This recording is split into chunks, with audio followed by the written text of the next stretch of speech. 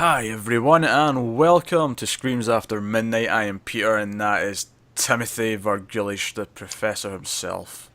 Hello. We are Screams After Midnight, as I said.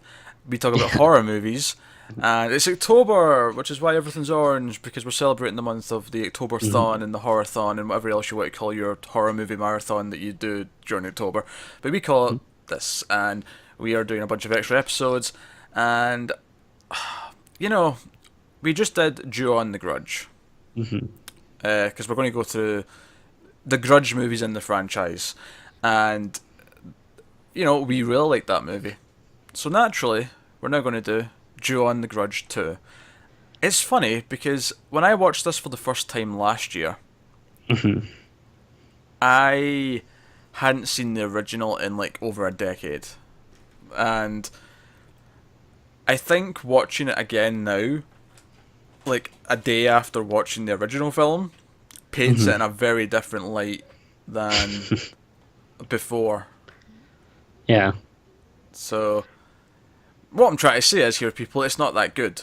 This is what I'm getting at. No, it is a huge drop off It between the is. first one and the second one. As we talked about in the first episode, if you recall, I actually gave the first one a perfect score, 10 out of 10. I said it was my second favorite horror movie of all time, and man, watching this is depressing because it is a pretty steep drop off between the first two films.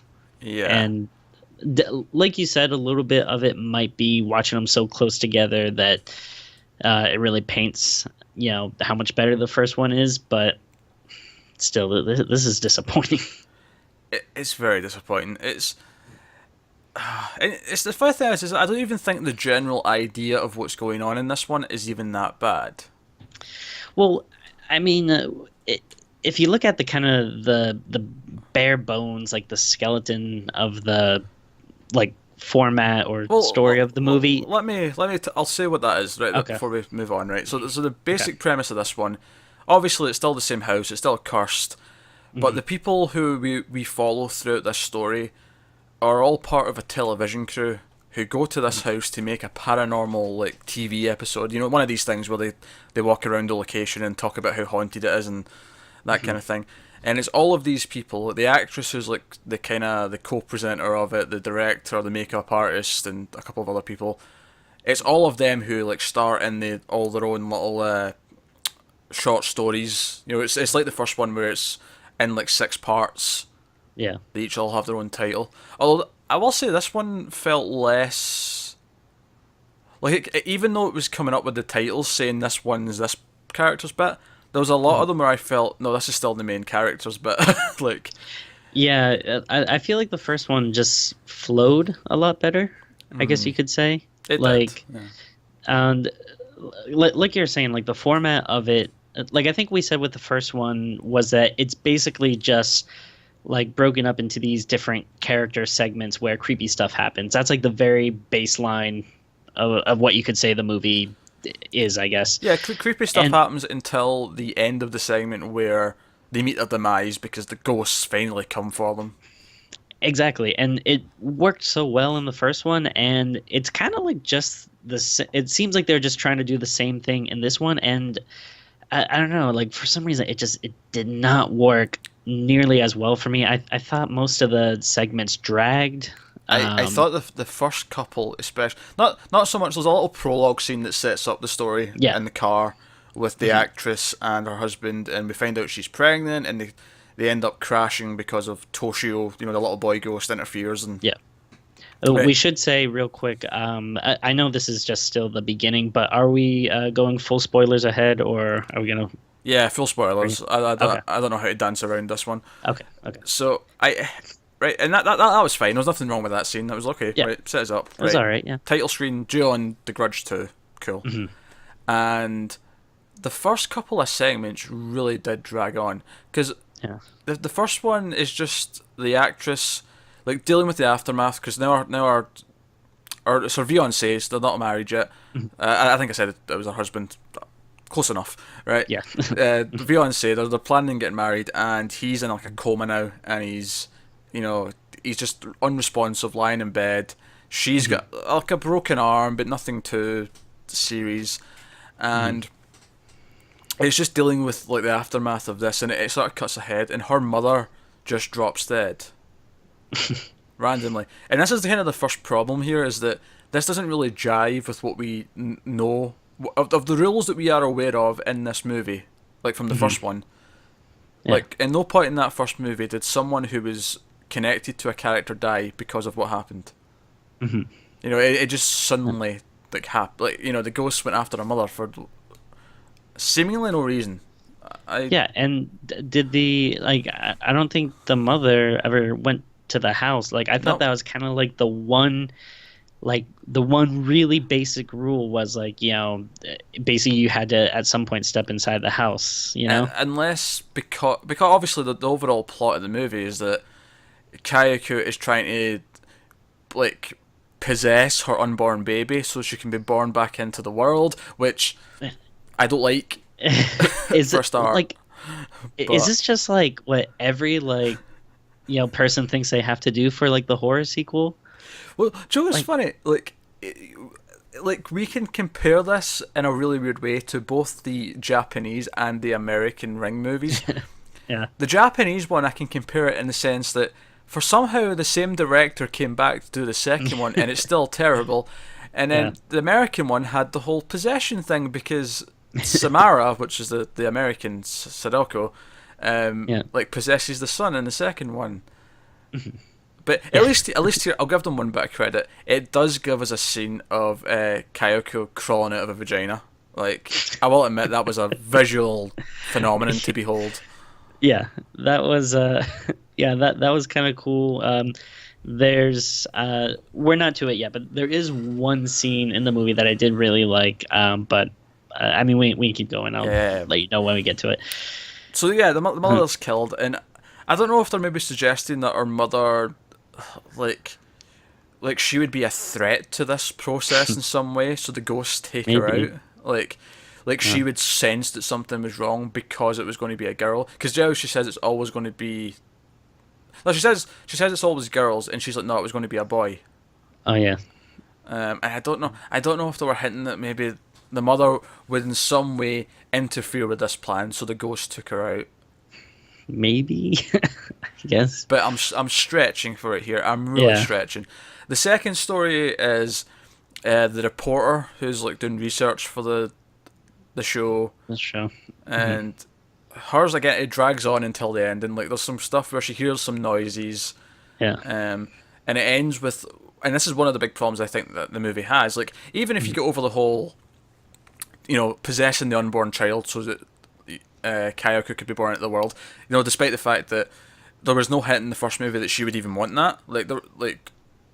She's not, you know, whatever. But so one of the big problems I have with the second one here is that a lot of the and I'm using air quotes here, creepy moments are really over the top.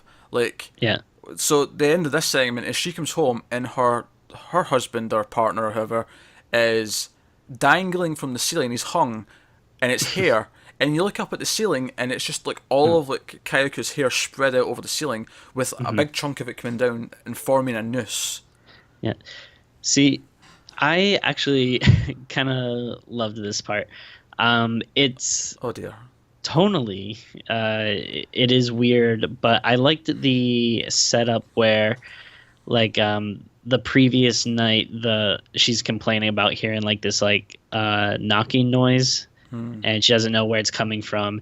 And then the next day, then the guy gets hung, and then, you know, you see his feet is hitting the wall, and that's where the noise is coming from. I thought that was a pretty cool idea, and it is very cheesy when the hair comes down and actually like grabs her. That is like super like B-movie from the 1950s, technical coming. Yeah. But then when they do the upward shot of like the hair on the wall and then her face, like I did kind of like that. Like oh, that's kind of cool and creepy. But yeah, it's just like it's weird because it does kind of come out of nowhere and doesn't really fit with the rest of the movie. And again, like if we're going with what's been established, like it's usually pretty similar what like the deaths are. You know, it's usually, Kayako coming and, essentially kind of grabbing you and dragging you somewhere. And yeah, this does seem like over the top and like, I don't know, like abnormally more, I don't know, I guess like creative and personal, I guess, and like, she usually does. It's Uh, elaborate. yeah, And, elaborate. That's a good and word for yeah, it. and Kayako in the first movie was never elaborate in how she killed people. It was always creepy, but the Yeah, simplicity is what kind of made it creepy. Uh, yeah. so I don't know, that didn't jive with me. So Mhm. obviously we jump around in the timeline and we go back to them actually like going out to the house and shooting the actual But stuff at the yeah. house. Which I gotta say, this is another plot line that I'm really not a big fan of, that they do in horror movie sequels, where they have like a TV show or news reporters investigating or trying to do some type of like, reality show or something about the incident from the first movie. I don't think it's something that couldn't be done well, but I just don't think I've ever enjoyed it when I've seen it in movies. Do you know, it's funny because I actually didn't mind that in this one. Like, I'm not saying it was done well, but I didn't mind the idea. Like, I felt like, Yeah. everyone who's come into contact with this house has died. I feel like it Hmm. would become an urban legend, and I feel Hmm. like it would, spread to people like this. Hmm. And I think it's fine. I mean, one question would be like, why did these people even consider going inside? But at the same time, you kind of buy that you wouldn't really believe it. Like if someone told you, Tim, that oh, you can't go into that house across the street or you will be cursed and you will die, you wouldn't necessarily believe it. But at the same time, these are characters. When the presenter and the actress, who's is because we should give some backstory on the actress, she's like Hmm. a star from horror movies and she's known as the horror queen, and that's why they've got her doing this. Hmm. When the presenter's talking to her on the stairs inside the house, she casually drops this line like, I've heard actresses can sometimes sense things. Do you Yeah. sense anything? What the hell was that line? I didn't. Yeah, I don't know. I'd be interested to know if that's true. If there's any actresses that listen to this show, Do I you would like sense to. things? Yes. Yeah, let us know if that's because I also have never heard that. But Do you have a sixth sense? We would love to know. We would love to know that fact. maybe that's how you can tell like good actresses from bad ones. Like good ones see ghosts, and I don't know. Bad ones don't. No, Yeah. sure. Oh dear.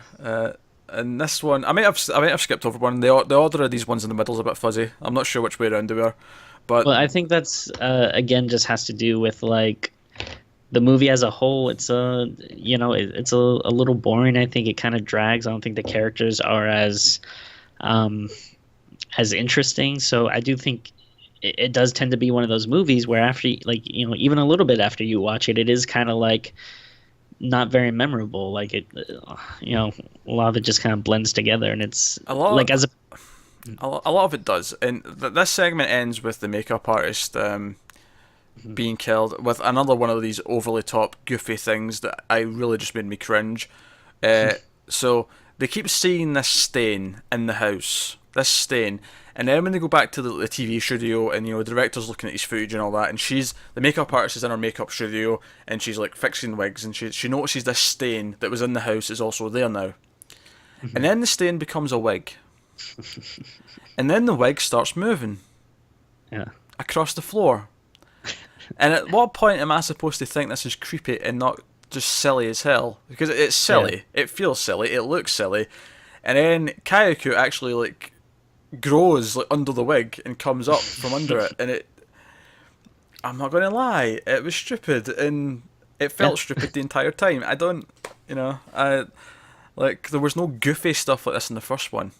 I'm not saying it was the height of like serious cerebral, shocks the entire time in the first one, but it never Yeah. crossed into this line of like, let's do something over the top. It's almost kind of like what happened with Freddy Krueger in a weird way, where Okay. Yeah, I can see that. he was kind of serious. He did crack jokes, but there was a Hmm. certain line that he crossed late in the middle of the series somewhere where it became just a parody of what he used to do. Yeah. And it kind of feels like that here, where in the second movie, it's already like a parody of all the hair stuff. And there'll be more Yeah. on that later. And it doesn't even seem like the like I think because of movies, like this and like Ring and stuff, or Ringu, that like kind of like hair has become like a little bit of a trope when people think of like Japanese movies, Yeah, I guess. it feels cliche now. Yeah, Yeah, but I feel like the hair wasn't like a big thing in the first one, though. Like, it I, wasn't because even again, it's something I'll bring up more when we get to the ending of this one. But yeah, the first one never had the whole, because The Ring was very famous for having that shot of where the hair's over the face, but you just see the eye. You yeah, just see the eye coming through the hair, and that was The Ring's big thing. And here, in the first Grudge, you never saw something like that. Yeah, she had the long hair, but you still clearly seen her face most of the time. yeah, It was cut and it yeah, was whatever, and she looked kind of, she's doing the whole thing, and she's. yeah. I saw a great picture actually, just to sidetrack briefly. I saw a great picture of a cosplay of Kayako and Sadako together, because the movie's out with the V's. Oh yeah, yeah. Well, there's a cosplay of like two women doing Oh, each character, and it looked really cool because they really looked the part. oh, that's But, cool. One of my favorite Instagram accounts is I think you've told me Kayako and Toshio have their own. You've told me about this. It's so great. It's just like they'll like get ice cream or something, but they just like looks like so weird and creepy. And So is this just like a mother and son who started like putting on some face paint and? I honestly don't know. Like I don't know if it's a promotional thing or just like fans that are Yeah. doing it. But I love the idea that there's a mother out there who's like, right, son, we're going to start this thing. We're going to pretend to be this dead boy, and I'm going to be a dead mother, and we're going to take photos of us like doing random activities because it'll be adorable and funny, but in God Japanese. bless 'em. Well, Yeah. they're probably Japanese. Yeah, they could be. I don't know. I've not seen the pictures. Are they Asian? They yeah they look to be taking place in Japan. Okay, I assume cool. so. Yeah. Yeah. Okay. Cool. So where was I? Yeah, stupid wig scene. Yeah, so Wig. awful. Yeah. So there's that scene. There's also, I think that's the one that also maybe starts with we see the first glimpse of, there's the fake out scene where we think she's been attacked, but it's actually they're making a movie. Been filming. And we Yeah. first see the girl from the first movie, who, if you don't remember, she was one of the friends of the detective's daughter in the first one. So we see her, like, and she overreacts, and that obviously plants something. Like, obviously, we're coming back to this. Why was she freaking out? Yeah. And then that's one of the stories later, but at the time it's just kind of, which is fine. Like, I'm not, you can plant seeds for the later stories. The first one did that as well with the phone call and stuff like that. Yeah. So that's not a problem. But then after that, we get to, we focus more on the director, and he comes to talk to the actress and says, everyone involved in this has died, even the cameraman and the sound person, who we never seen their stories, but they're missing or dead too. At this point, also her fiancé is woken up, but he's still catatonic. He's still he's in a wheelchair. He's not saying anything, and he's, whatever. And they go research, and they go and look at the house because they're trying to figure stuff out, and the director sees Kayako holding up this diary. Oh yeah. And this is where we get to the exposition part, where they look at some of the records of the crime from the first movie. And it doesn't really add up too much. It's just kind of there for people who didn't, just to remind us, or if people who didn't see the first one, here's where this comes from, here's what's going on, kind of thing. Yeah. But there's not much to it. They just look at it, and the director suspects that the car crash at the start wasn't an accident, that it was deliberate from the ghosts, and that he's going to look into it some more tomorrow. But of course, Yeah. But he takes the actress home, and they see the makeup artist, or they think they see the makeup artist going into her house. Mm-hmm. Yes, you agree? Yes. Yes, I agree. Sorry. Okay. I'm almost as bored as watching the movie. Yeah, I'm not gonna lie. A lot of this segment ends up fuzzy. It all basically it intercuts at one point because we go to the girl's story. Yeah. And I can't even remember exactly when it cuts. And I literally just watched it. I finished watching it 10 minutes before we started recording, and I can't remember where it cut. That tells you how well put together this movie is. That it's this haphazard. But speaking of haphazard, let's go to the girl's story. Okay. The schoolgirl friend The schoolgirl friend from from the the first first one. movie. Yeah. Yeah. Chihari, Okay. I think her name is. Chiharu. Sounds right.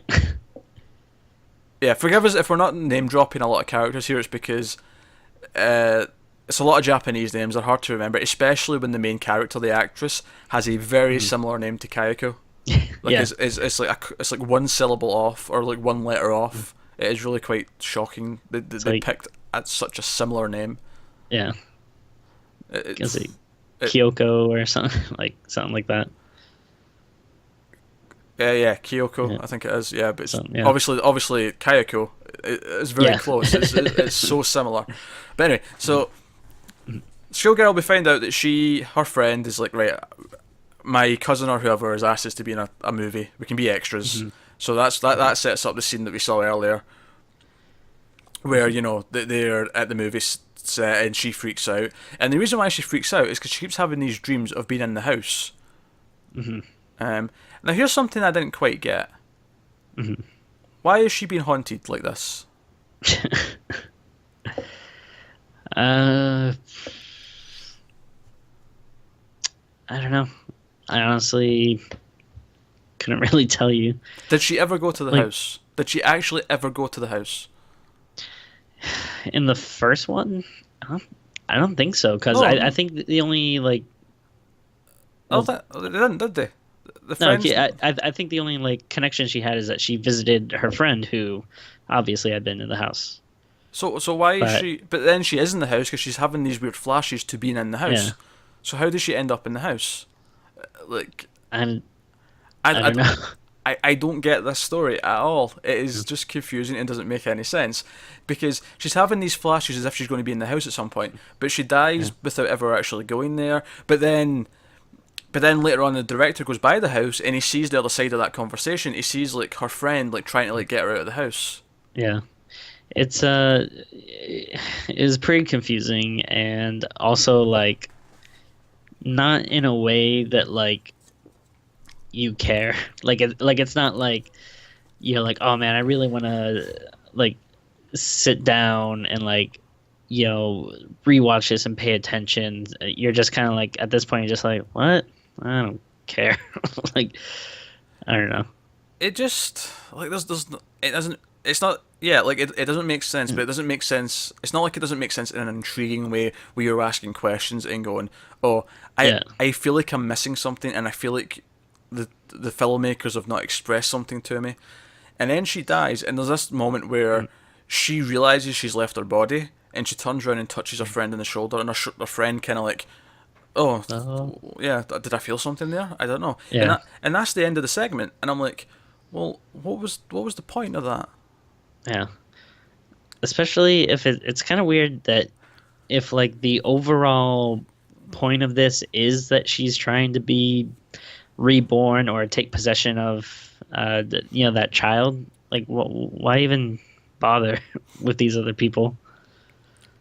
Unless like if it is something like you said where they're worried that they might interfere somehow or something, but Well, that was only with the mother. I don't see how this person would interfere. That this person, right, yeah. like, I think maybe the movie's saying that this person has some sort of psychic ability.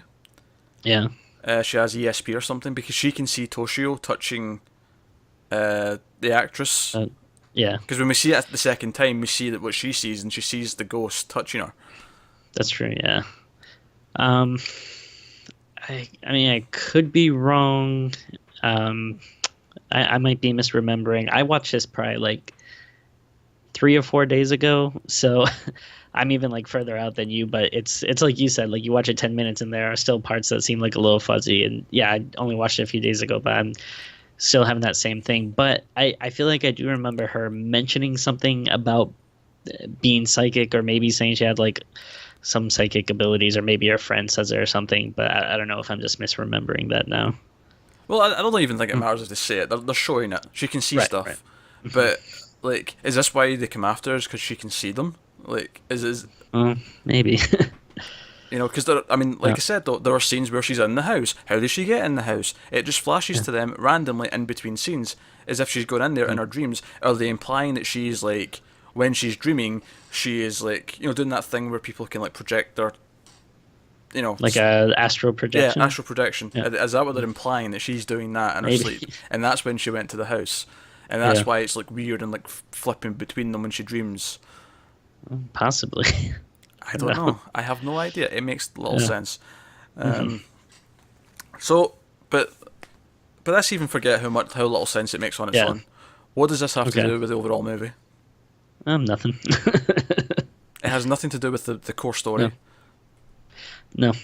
At least like in the first one, they were all like again, it was segmented into these, different little character pieces, but like each character piece kind of like led into the next one, and there's like a very clear like through line that you can make between each segment, whereas this, it just feels like kind of random and pointless. And I don't know, I feel like because of that it makes it more forgettable. It makes like the characters less interesting. I don't know.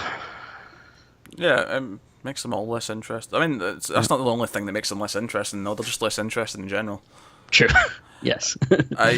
Oh, jeez. Right, so get to the end of the segment. So The last one, yeah. actress is getting ready to give birth, even though she's not had a baby bump ever. Yeah. No baby bump. She's just ready to give birth. So director takes her to the hospital, and she gives birth in a room with like 4 doctors, something like that, 4 surgeons, and she has a vision of Toshio just before as she's giving birth, and then all of the doctors die of fright. Just like Tim's about to, apparently. Kayako's coming after him, but all the doctors just like sort of like fall back and like grab their hearts and like hands in the air and like die of shock. And then the director comes in the room. They're all lying around dead, just corpses. And then we get the scene that I mentioned. It all almost makes the whole thing worth it. We get Kayako doing her creepy crawl outside of her vagina. Yeah. And then coming and killing the director. Well, she's I feel like they must have been like, all right, the first one we have her going down the stairs. Like, what tops stairs? Vagina, obviously. Yeah, vagina clearly is top stairs. That's just obvious. Like, why wouldn't you think of that? Maybe that's why she didn't have a baby bump, because if it was her inside, it would have just been this like gigantic ball. Well, no, she actually had a baby though, because when she wakes up, she passes out during all this. So when the actress wakes up, she picks up like the baby who's lying on the floor. Although you never, it's weird how it's wrapped up because the baby's like completely covered. You don't see its face or anything. Mm-hmm. It's almost just like a little bundle of anything. Yeah. It's almost like they forgot to get like either a prop or an actual baby, so they just wrapped up like a bag of like flour or something, and it's like half a sandwich from like the catering table, and just added in sound effects later, the baby crying. Yeah. That's what it feels like. But it cuts years later. I don't think it tells you how many years later, but it's about 7 or 8 or something like that. Yes. Yeah, 6, 7 maybe. Yeah. Something like that. We see the actress now has a daughter who's about that age, and this other kid sort of watches them because they look weird, and the girl of course has the hair all down over her face, and she gets distracted by a train, and then because they're walking over like an overpass over the train line, and the daughter, who's presumably the resurrected Kayako, pushes the actress down the stairs and kills her. Yeah. She just runs out and pushes her, which I actually do kind of like that moment. I feel like that moment's actually proper, like, creepy, because imagine the kid, because anyone could run up and push you downstairs like that. Yeah. And I feel like that is at least an interesting, like, creepy idea, is that, a kid could just do this to you, regardless of who the kid is. But then we get like the close-up shot of her face, and we do the thing that the Ring did, where we get the eye through the hair, And I have a problem with this because what the hell? Like, this isn't that movie. This is The Grudge. You never did this in the first one. Why are you doing this iconic-looking shot as if this is the marquee shot you're going to sell the movie on? But this wasn't in the first one. This was The Ring. This is another franchise. Yeah, this is very strange. It looks like Sadako, not Kayako, and I don't know if that's like deliberate or if I don't know, they just did something that they thought would like look cool or something. So yeah, there's that. Then I don't know. I have like a lot of different problems with this. By all means, Timmy, go for it.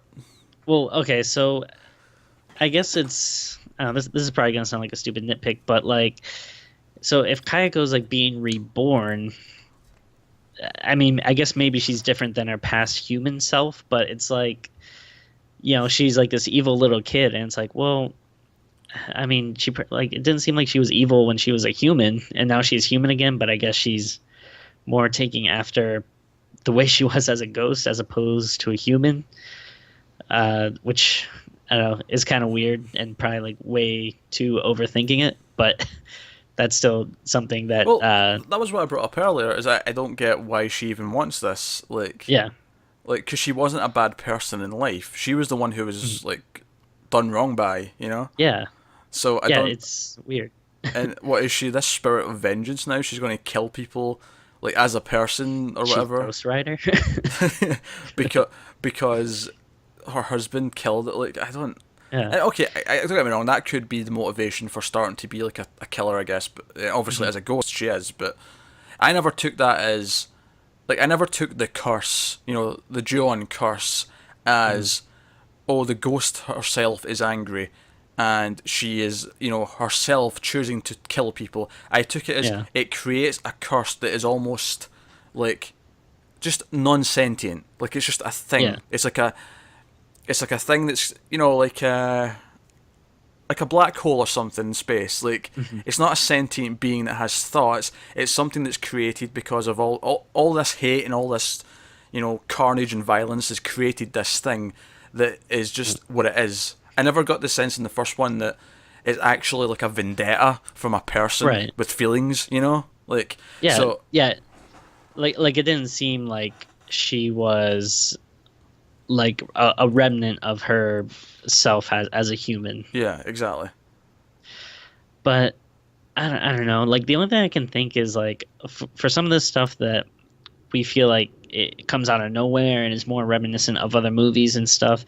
I kind of wonder if maybe these are just cultural differences. Like, because I'm really interested in like a lot of Japanese stuff, and I have read like other books on like different like Japanese like legends and other horror books and stuff.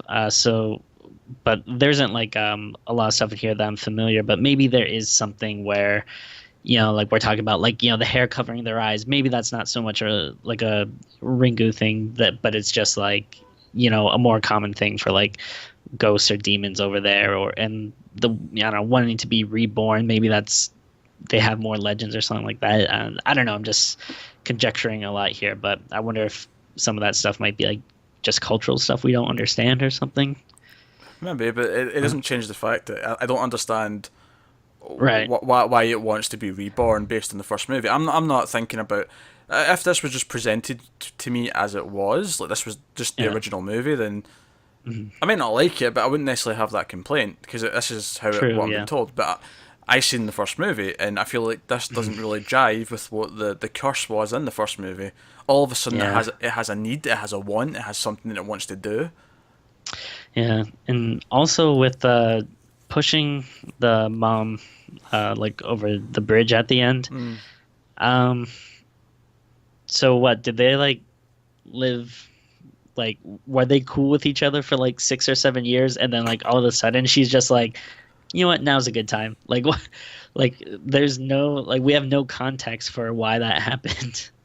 No, we don't. I guess maybe little Kayako just thought, oh no, I'm big enough, I can get by on my own now. I guess. Which seems silly because it feels like she's not big enough for that either. But whatever. At least if she was more like 12, like I'd start to accept that maybe she can think, oh, I can get by now. Yeah. Or not that I think 12-year-olds can get by on their own, but you know what I mean. Like, right. If she's in reality has the mind of either an adult or a demon or curse or whatever, then sure. But I don't know. It also definitely is probably like the laziest death she's ever done. Yeah, just like pushes her. like You're talking about earlier when she uses her own hair to like strangle someone and lift them up, and like this, she just like kind of like half-heartedly pushes her over a bridge. Not over the bridge, down the stairs. Oh, down the stairs. I apologize. It's like a bridge they're walking over, and Yeah, at the end of the stairs. You know what I mean. I know what you But mean.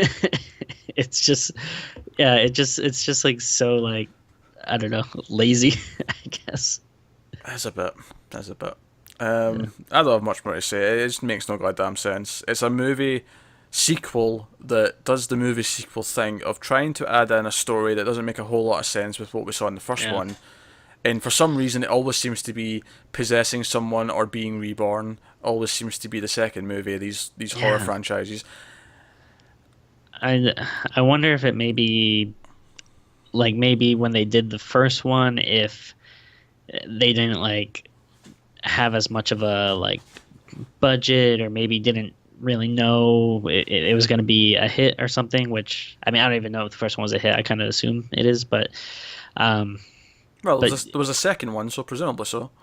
yeah, but yeah, I wonder if maybe they just didn't have as much baggage or something, you know, when they did the first one, and or I'm sorry, maybe they had like kind of more limits or something, so they kept it a little more simplistic, and then you know with this one they're like, oh, let's just go all out and do this and this and this, and you know just got in over their heads or something. Yeah, I really don't know what the thought process was here, but that's Joe and the Grudge 2 Mhm. ratings.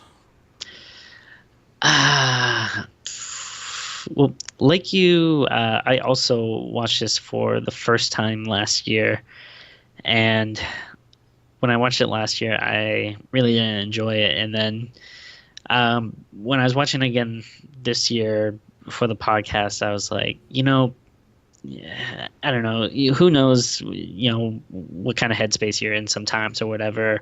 I just watched the first one. I was pumped on it. Let me sit this down, give it another chance, and I hated it even more. Uh, so it, yeah, made me angrier having to watch it again. This might be a little harsh, but I think I'm gonna give it a 4.5. All right. That sounds kind of. And I'll go. I'll go straight 5. I don't think it's as terrible as other things. Like it's still got that sort of like Japanese ghost kind of mood tone Yeah. to it. Like there's still a little bit of that there, and there's still. It's not just a complete train wreck. It's just Hmm. the story ideas mainly are the biggest thing. That's the big problem, and because of that, everything that extends out from that, like the characters, it's all Yeah. just a little bit uninteresting this time round, which is a real shame. But Mhm. no, so there you go. That is Joe and the Grudge 2. Let us know what you think of that movie in the comments below. Like and subscribe and all that stuff helps us out a lot. Get us on Twitter at mailed_fuzz, and of course it is October, so there'll be a bunch of extra episodes still coming throughout the month. So thank you very much for watching. Keep watching scary movies, guys.